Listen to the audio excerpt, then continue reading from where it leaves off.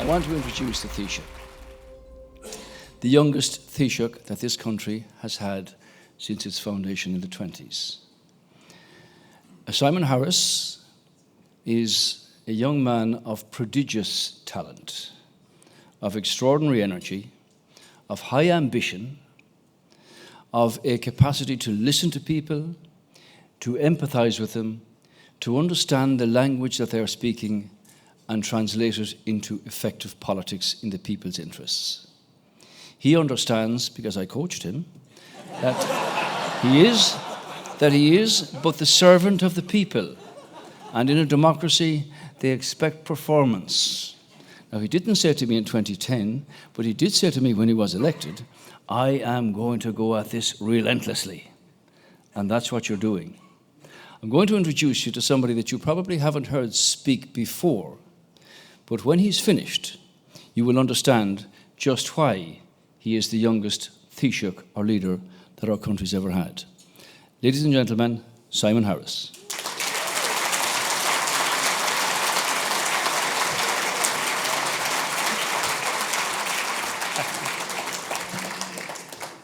I was wondering where that story was going, but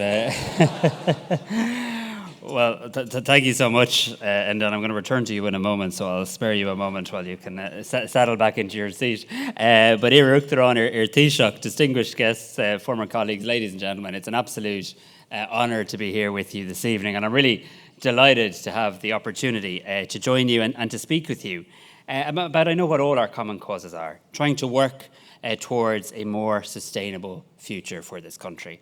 And I'm really conscious, as I'm speaking with you tonight, that the world can be a pretty dark place at the moment. The world can be a pretty grim place at the moment. And you know what I'm motivated by? I'm motivated by hope, by the idea and the principle of hope. And people often shrug their shoulders and say, there's another politician talking about something wishy-washy to do with hope. I don't think hope is a wishy-washy concept at all. I actually think hope is a way of working, it's a way of living, and I hope it's a way of leading. And I often quote, and I'm going to say it again this evening, the great words that hope is not false optimism that things will work out well, but it is a belief that there is good worth working towards. And I know that everybody in this room, and I see so many familiar faces, and indeed all of you in the businesses that you represent, are guided by that principle as well. That actually by working hard, by applying yourself to a task, you can actually make the world a better place. You can make your community a better place. You can make your country a better place. And it's a great honor to be in the presence of so many of you this evening, and I want to thank you so much for that invitation. I was particularly delighted to be here when I knew that we were gathering to honor a true leader, somebody who has an outstanding record of public service, as a soldier, as a senator, as a Secretary of State, as a statesman.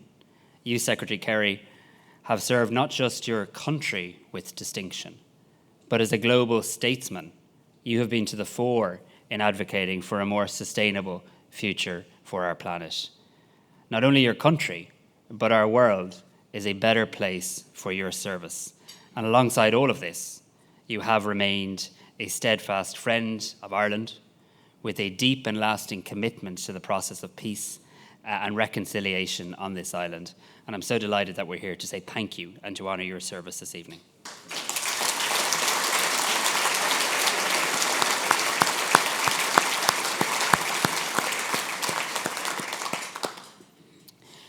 Can I also, we don't often say thank you in public fora enough, and I'm going to take the opportunity when I have this microphone to say thank you to two other people who have made a lasting impact on our country, but have also left a lasting impression on me.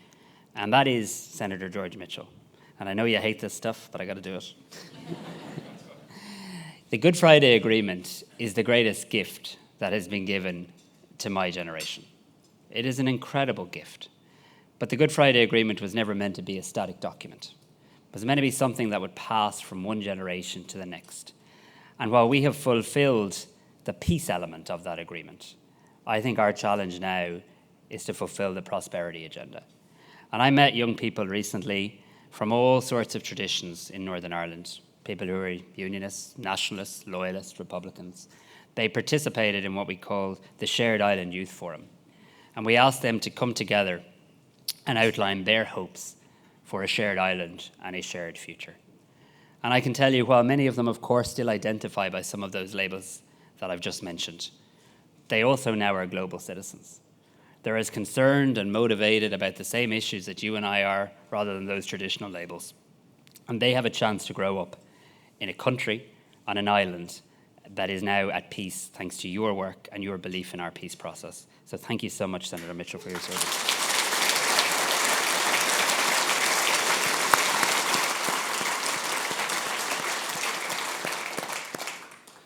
And the other person I really want to acknowledge this evening, very publicly and from the bottom of my heart, is the incredible former President, Mary McAleese. Mary, you were my president as I grew up in this country. You were the person who represented our country and our values. You were the person who talked about building bridges long before many others could even imagine it. You had vision, you brought empathy to the Áras, and you made us proud every single day of your presidency that you were a Uachtaráin. And to you and Martin, I want to thank you for all you've done for our country.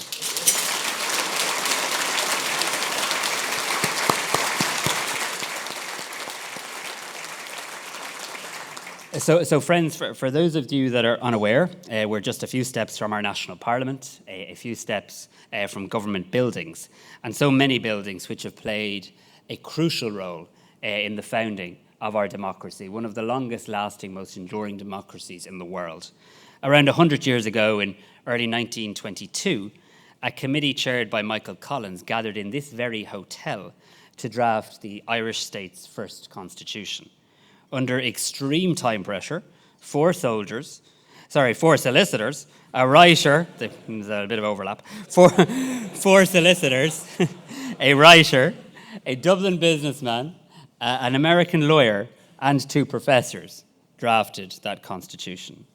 Now named the Constitution Room, the original antique chairs and on the table on which that document was signed are still there. Sadly, later that year, the great Michael Collins was assassinated at Bale-na-Blá in County Cork, but his legacy lives on to this very day. Before he died, Collins said that our path to freedom was based on our country becoming a shining light in a dark world. He saw Ireland playing a role in greater Europe and internationally. And he said, even back then, that Irish people are citizens of the world as well as of Ireland. 100 years on, Irish people truly are citizens of the world.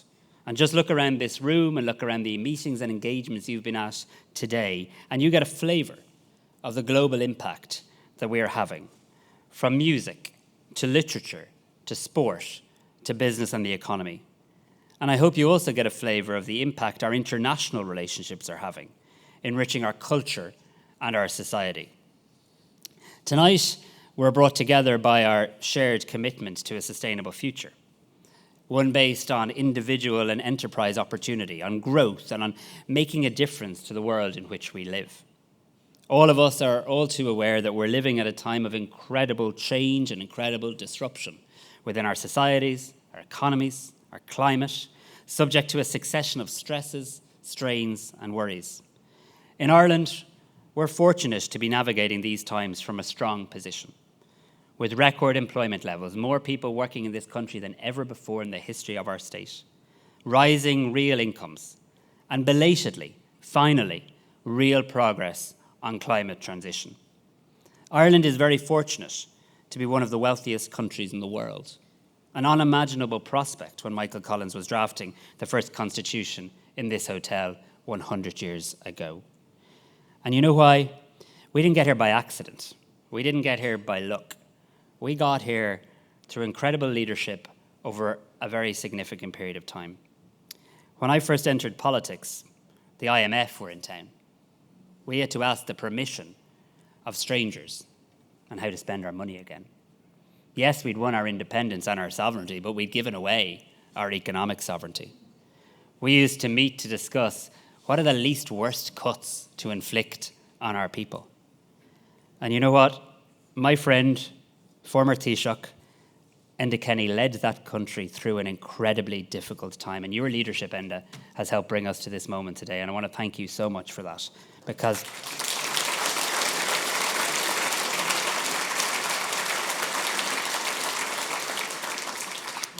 Because we were able to deliver a budget this week, just days ago, that was able to help people with the cost of living, but also was able to invest in our future, was able to set aside money in funds, was able to imagine moving towards sovereign funds in this country, where we can make sure that my children and their children never live through the austerity that my generation and those that went before us did from time to time.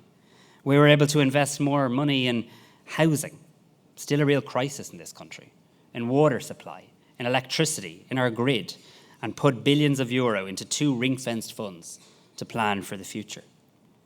And in times of record public finances, it's all the more important that we do that and that we ensure that we're spending money on things that have impact and on things that will make a real difference, making people's lives better, making the world a better place to live, and planning for a better future.